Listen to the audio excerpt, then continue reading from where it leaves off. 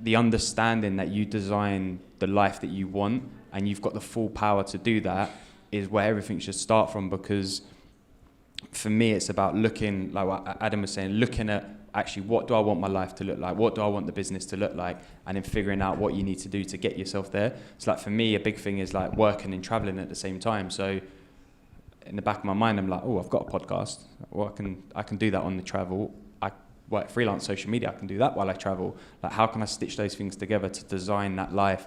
And that might just be a life that I live for a year. I don't know. It could be, I could still be doing it in 10 years.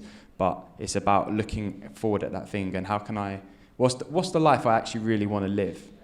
And then how can I start to make that happen? And what can I do now to make that thing happen? And that's been a really big thing for me. And it's, you know, like I said, I don't know where I'm going to be in 10 years. I'd love to be able to say, but equally I'm excited that I don't know. So. I think as well, like if you give yourself a time limit and say, in 10 years' time, I'm going to be doing this. In 10 years' time, if you don't hit that, you're going to be really miserable.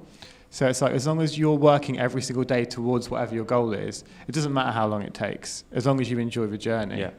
And I think that's kind of what I was trying to explain earlier about the self-discipline thing, is if you're saying this is 100%, I want to be doing this and earning this much money through my business and making this thing in 5 years' time, it's like you're only going to put enough focus into that thing and you're not going to open up to all the opportunities and the things that we were just talking about. And I think that's what we're trying to get across there, is like, yeah, it's good to have that picture, but it's like there's so much other stuff that could filter in and out, and people you can meet that might make other stuff happen around it. So it's being open to those things as well.